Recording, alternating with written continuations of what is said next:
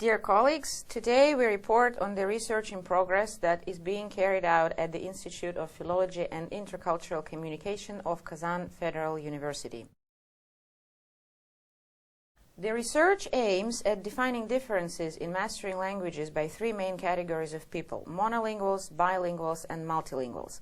We hypothesize that the effect a multilingual environment has on mastering a foreign language proficiency will vary depending on the category of participants. Tatarstan is an autonomous republic of the Russian Federation which has its own language policy. Russian and Tatar are the official state languages and have equal statuses in all spheres of language use. Both Russian and Tatar are used for everyday purposes by the certain category of participants which we identify as bilinguals with Tatar language. At the same time, there is a certain percentage of students that come from different regions of the Russian Federation and have zero knowledge of Tatar, while their knowledge of English is quite solid.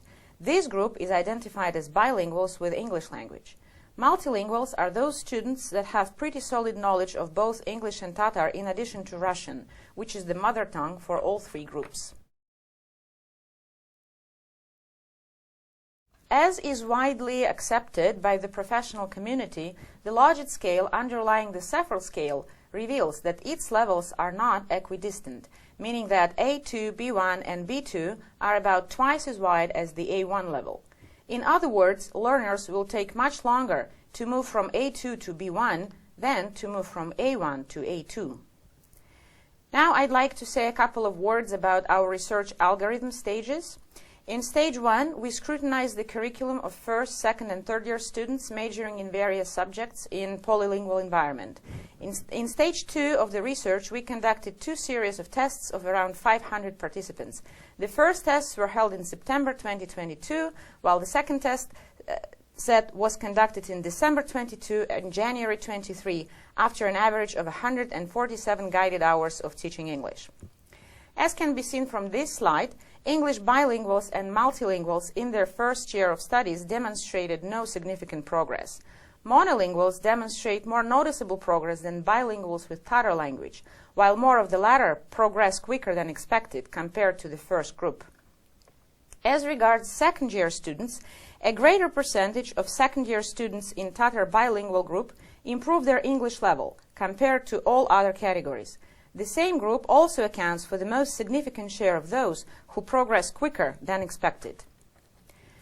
As regards the third-year students, again, the greatest percentage of Tatar bilinguals demonstrate English progress compared to three other categories. This group is closely followed by monolinguals, where the share of students with English progress is slightly smaller, while the percentage of those that progress faster is greater. English bilinguals and multilinguals show roughly the same results in terms of English progress, while a small part of the latter group improved their results quicker than expected.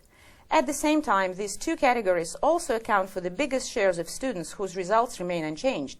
Presumably, these students are either employed and not putting enough effort into further improving their level, or simply quite satisfied with the result they have achieved so far and lacking motivation to further improve it. We are also trying to answer the question whether the higher level of Tatar results in greater progress achieved while learning English. But at the moment, it seems that further research is necessary to either completely reject or support this idea. Actual linguistic factors to be taken into consideration while we continue with our research include students' overall attendance and GPA, their degree of diligence, motivation for learning English, which tends to vary depending on their social status, as well as students' financial background. I would like to stress at this point that the research is still in progress. The third round of testing is scheduled to take place in May and June 2023.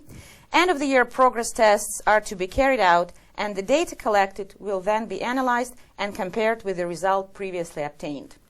This information, in turn, will be further used in assisting the teaching staff to plan their work in the classroom and help students improve their language levels more significantly. Thank you for your attention.